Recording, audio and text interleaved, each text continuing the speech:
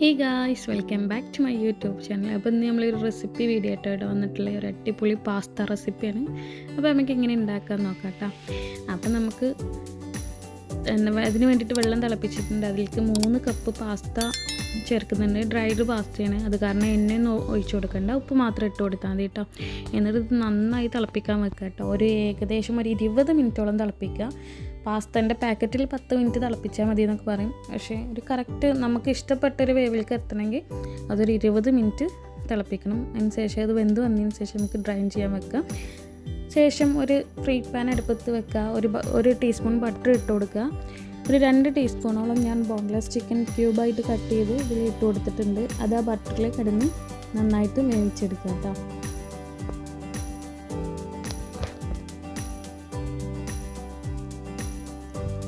ഈ ചിക്കനിൽ ആവശ്യമായിട്ടുള്ള ഉപ്പൊക്കെ ഇതിൽ തന്നെ നമുക്ക് ഇട്ട് കൊടുക്കാം. ശേഷം ഇത് നമുക്കൊരു സൈഡിലേക്ക് മാറ്റി വെക്കാം.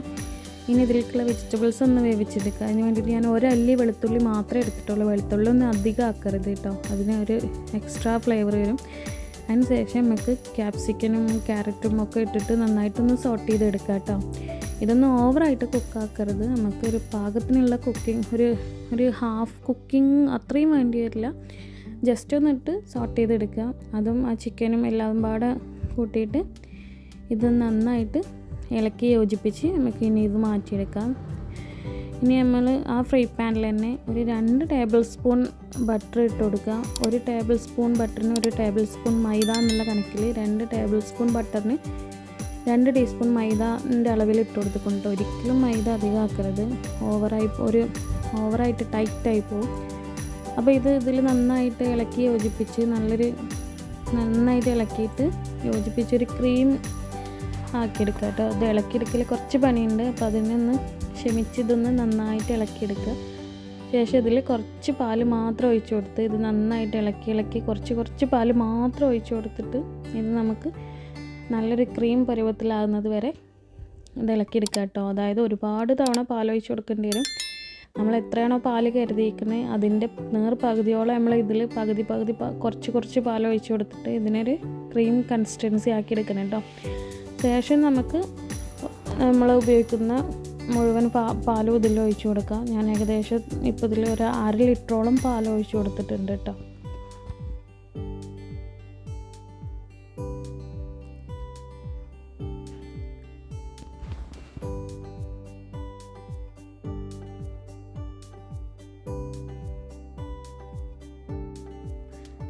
പാല് നന്നായി തിളച്ച് വന്നതിന് ശേഷം നമുക്ക് ഇതിലേക്കുള്ള ഉപ്പ് ആഡ് ചെയ്ത് കൊടുക്കാം കേട്ടോ. മിക്സിലേക്കുള്ള ഉപ്പ് നമുക്ക് ആവശ്യത്തിന് ആഡ് ചെയ്ത് കൊടുക്കുക. ശേഷം നമുക്ക് രണ്ട് ചീസ് സ്ലൈസ് ഇട്ട് കൊടുക്കണം. ചീസ് സ്ലൈസ് ഇട്ട് കൊടുക്കുമ്പോഴാണ് ഇത് കറക്റ്റായിട്ടൊരു ക്രീമി ടെക്സ്ചറിലേക്ക് ഇത് എത്തുന്നത്. എന്നിട്ട് ഈ പാലും ഈ സ്ലൈസും തമ്മിൽ നന്നായിട്ട് തിളപ്പിച്ചെടുക്കുക കേട്ടോ.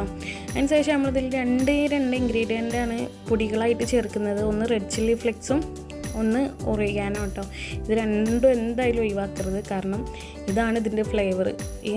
ഒറിഗാനോ ആണ് ഇതിന് ഫ്ലേവർ കൊടുക്കുന്നതും റെഡ് ചില്ലി ഫ്ലെക്സ് ആണ് ഒരു ലൈറ്റ് സ്പൈസി കൊടുക്കുന്നതും. അപ്പോൾ ഇത് നന്നായിട്ട് തിളപ്പിച്ച് ആകുമ്പോഴത്തേനും നേരത്തെ ചീസ് ഇട്ടതൊക്കെ ഒന്ന് മെൽട്ടായി വന്നിട്ടുണ്ട്, കാരണം ഇത് നന്നായിട്ടൊരു ക്രീമി കൺസിസ്റ്റൻസിയിലേക്ക് മാറിയിട്ടുണ്ടാവും. ഇനി നമുക്ക് ഇതിലേക്കുള്ള വെജിറ്റബിൾസും ചിക്കനും നമ്മൾ നേരത്തെ മാറ്റി വെച്ചത് ആഡ് ചെയ്ത് കൊടുക്കാം. ഇതും നന്നായിട്ട് ചേർക്കുക, നന്നായിട്ട് ഇളക്കി യോജിപ്പിക്കുക. ഈ ക്രീമും ഈ ചിക്കനും ചിക്കൻ്റെയും വെജിറ്റബിൾസിൻ്റെയും ഫ്ലേവറൊക്കെ ഈ ക്രീമിലേക്ക് നന്നായിട്ട് ചേരുന്നത് വരെ നന്നായിട്ട് ഇളക്കി യോജിപ്പിക്കുക. അതിന് ശേഷം നമ്മൾ നേരത്തെ ഡ്രൈൻ ചെയ്ത് വെച്ചിരിക്കുന്ന പാസ്ത ഇതിലേക്ക് ആഡ് ചെയ്ത് കൊടുക്കുക. പാസ്ത ആഡ് ചെയ്ത് കൊടുത്തിട്ടും നന്നായിട്ട് ഇളക്കി യോജിപ്പിക്കുക കേട്ടോ.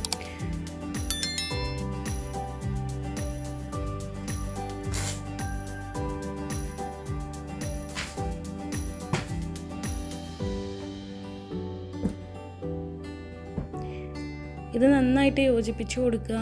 ഇതിന് ലാസ്റ്റ് കുറച്ച് മൊസറല്ല ചീസ് ആഡ് ചെയ്ത് കൊടുക്കുന്നുണ്ട്. അത് ഇഷ്ടമുള്ളവർക്ക് ആഡ് ചെയ്ത് കൊടുക്കുക. അത് ആഡ് ചെയ്യുമ്പോഴാണ് കറക്റ്റ് ഒരു സ്റ്റിക്കി കൺസിസ്റ്റൻസി കിട്ടുന്നൊരു സ്റ്റിക്കി ആയിട്ട് ഇങ്ങനെ നിൽക്കും. പോരാത്തിന് മൊസറല്ല ചീസിൻ്റെ ഫ്ലേവർ ഇഷ്ടമുള്ളവർക്ക് അത് ഇഷ്ടപ്പെടുകയും ചെയ്യും. അപ്പോൾ എന്തായാലും ഇത് നിങ്ങൾ വീട്ടിൽ ട്രൈ ചെയ്ത് നോക്കണം, അടിപൊളിയാണ്. എന്തായാലും കുട്ടികൾക്ക് നന്നായിട്ട് ഇഷ്ടപ്പെടും. നമ്മളുടെ ഒരു നാടൻ ടേസ്റ്റ് എന്നൊക്കെ ഒരു വ്യത്യസ്തമായിട്ടുള്ളൊരു ടേസ്റ്റ് ആയിരിക്കും. ഒരു വല്ലാതെ കുട്ടികൾക്കൊക്കെ പെട്ടെന്ന് കണ്ണിപ്പൊടി ഇടാനൊക്കെ പറ്റും. വീഡിയോയിൽ കാണുന്ന പോലെയല്ല, സിമ്പിളാണ്, ഉണ്ടാക്കിയെടുക്കാൻ ഭയങ്കര സിമ്പിളാണ്. അപ്പോൾ പുതിയ നല്ല വീഡിയോ ആയിട്ട് ഞാൻ വീണ്ടും വരുന്നതായിരിക്കും. അപ്പോൾ എല്ലാ കൂട്ടുകാർക്കും ബൈ, ടേക്ക് കെയർ.